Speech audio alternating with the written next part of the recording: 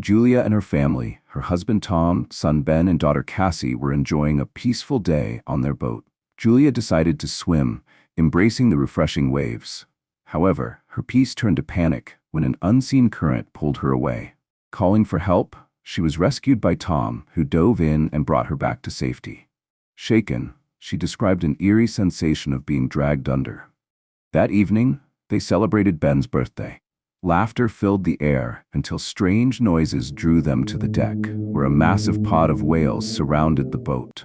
Their awe shifted to worry when a large whale's movement caused the boat to tilt. Concerned, Tom dove to inspect the hull and resurfaced with a wounded shoulder, reporting significant damage to the propellers. Lacking tools for repairs, the family realized they were stranded. Julia treated Tom's injury while Cassie tried unsuccessfully to find a phone signal. Tom sent distress calls via radio, but received no replies. He reassured them they had enough supplies for 4 days, but warned that rescue could be delayed due to their remote location. Their anxiety deepened when the radar detected something approaching. Moments later, fiery objects fell from the sky, striking dangerously close. Tom attempted to move the vessel, but the engine failed, and thick smoke began billowing from below. Before he could act, a violent storm struck, battering the ship. Tom rejoined the family, urging them to secure the boat. As the vessel rocked violently, he distributed life vests and prepared them for the worst. Their fears escalated when strange symptoms appeared. Julia's nose bled, Cassie felt intense nausea, and Tom suffered severe head pain. By dawn, they awoke to a surreal sight: the ocean had vanished, leaving their ship stranded on a hill surrounded by jagged mountains. Tom reassured his family, promising to find a solution. Examining their surroundings, he noticed the compass readings were reversed, indicating a magnetic pole reversal, a phenomenon not seen in hundreds of thousands of years. He theorized the ocean had flooded inland, causing massive devastation. To send a sign of hope, Ben released his birthday balloons into the sky, inspiring Tom to continue broadcasting distress signals.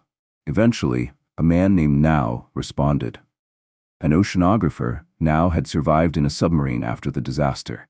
He warned the family of the dangers of the magnetic reversal and the catastrophic force with which the ocean would return. Now advised them to move to higher ground immediately.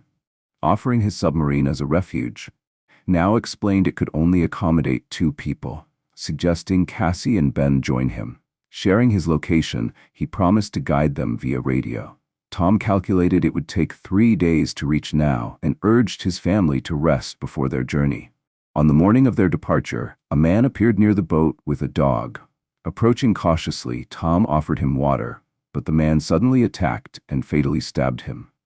Julia fled back to the boat, wounded by the man's thrown spear. Locking the door behind her, she and the children secured themselves in a safer area. Julia armed herself with a knife and handed Cassie a flare gun for protection, preparing to face whatever dangers lay ahead. The man broke into the boat, shattering the door and devouring the supplies with ruthless determination. Intent on taking everything, he searched the boat while Julia spotted an escape route through an opening in the hull. Slipping out quietly, she hoped to lure him away, but his dog saw her and charged. Acting quickly, Julia stabbed the dog with her knife and scrambled back toward the boat. Enraged by the dog's death, the man followed her trail. Re-entering the boat, Julia was cornered before she could hide. The man attacked, pinning her to the ground and strangling her. Just as her vision blurred, Cassie appeared and fired the flare gun, striking him. Flames engulfed the boat, forcing Julia, Cassie, and Ben to flee with whatever food and water they could carry. Grieving Tom's death and the chaos, they escaped into the wilderness. As they caught their breath, the man emerged from the burning wreckage, alive and chasing them. Julia urged her children to run, and they didn't stop until they were certain they'd escaped. Exhausted, they rested briefly before Julia examined the map to plan their route to Now's submarine. When Cassie bitterly blamed Ben's balloons for attracting the man, Julia reassured Ben it wasn't his fault, easing his guilt. Their journey through the desolate landscape was grueling. The ground, strewn with decaying fish, was a grim reminder of the disaster. Suddenly, Julia spotted the man pursuing them again. Gripped by panic, she hurried her children forward until they stumbled upon an old airplane. Forcing the door open, Julia ushered them inside, providing temporary shelter and a chance to eat and rest. Hours later, while showering in the plane's cramped bathroom, Cassie was ambushed by the man. Her scream alerted Julia, who charged in with a knife and attacked him. Fighting with sheer desperation, she subdued him, stabbing him repeatedly until he was motionless.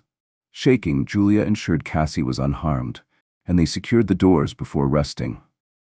At dawn, they left the airplane and found the man's body torn apart by what appeared to be a wild animal. Julia warned her children to stay alert, knowing new dangers could be nearby. As they pressed on, Ben spotted a small pool of water and ran toward it, but Julia stopped him just in time, fearing contamination. Her suspicions were confirmed when Ben fell ill shortly after. Struggling to support him, Julia and Cassie constructed a makeshift shelter from abandoned chairs to provide shade. Julia administered an injection to stabilize Ben, and they rested for the night. In the middle of the night, Julia woke to a strange noise echoing across the desolate landscape. Alarmed, she roused Cassie and Ben, and together they discovered a capsized cargo ship partially buried in the sand. Nearby, 3 survivors retreated into a locked container, distrustful of Julia's pleas for help. Seeking safety, Julia and the children climbed onto the container. Their relief was short-lived, as massive crabs emerged from the sand, swarming toward them. The crabs scaled the container, with one injuring Julia's leg, before finding an opening into the locked container. The workers' screams filled the air as the crabs overwhelmed them, their desperate gunfire proving futile. Minutes later, silence fell and the crabs retreated, leaving nothing behind. Julia's leg throbbed painfully and exhaustion overtook her. Her children sang softly to keep her conscious, but she eventually fainted. When she woke, a fierce sandstorm raged, disorienting her. Reassured by Cassie's voice, Julia led her children into the container for shelter, securing the door against the storm. Inside, Julia found scattered bullets. Using one as a makeshift tool, she heated it to cauterize her leg wound, enduring immense pain. After stabilizing her injury with torn fabric, she instructed her children to search the container for anything useful as they prepared to face whatever came next. The family's search uncovered vital supplies, a small reserve of water, and weapons for protection. Julia also found a working wireless radio and contacted Now. Speaking urgently, he warned her that the ocean was returning far sooner than expected, and the area would flood within hours. They had to reach him immediately. Julia's relief turned to dread when she realized their map was missing. Thinking quickly, Now told her to look to the sky. Moments later, a bright flare streaked across the horizon, marking the direction they needed to go. Without hesitation, Julia gathered her children and set off. The family traversed a narrow mountain path flanked by steep cliffs as storm clouds rolled in. Rain poured in torrents, loosening rocks above. Suddenly, a landslide thundered down the slope. Acting on instinct, Julia pushed her children to safety, but a massive boulder pinned her legs.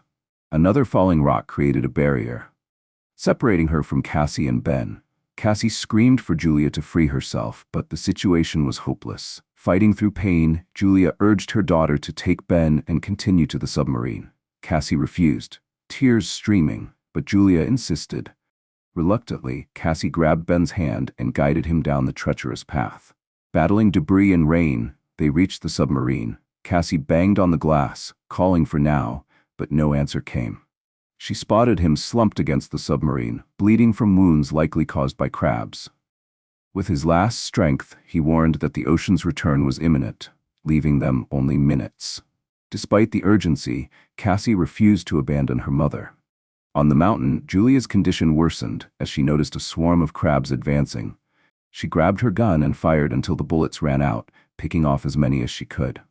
Exhausted, she collapsed, resigning herself to her fate as the crabs closed in. Suddenly, Cassie's voice rang out, urging her to fight. Seeing her daughter's outstretched hand, Julia summoned her last reserves of strength and clawed her way toward her. With Cassie's help, she stood, and together they ran, the crabs pursuing relentlessly. They reached the submarine just as Ben, already on top, fired at the crabs to slow them down. Julia climbed up, took the gun, and ordered Ben inside. Firing until the gun clicked empty, Julia and Cassie finally ducked into the submarine, slamming the hatch shut as the swarm reached them. Inside, the family sat in silence, shaken and exhausted. Moments later, a deafening roar announced the ocean's return. The submarine lurched violently as the floodwaters surged back with immense force, submerging everything in their path. The vessel groaned under the pressure, throwing them into chaos. Julia blacked out, overwhelmed by exhaustion and the chaos. Upon waking, Julia found the storm gone and the submarine eerily still. Cautiously opening the hatch, she discovered a once thriving city reduced to silent rubble and debris. No survivors remained, and the ocean had reclaimed everything in its path. Stunned, Julia and her children stood facing a world forever changed, forced to confront the grim reality of their survival in a desolate new landscape.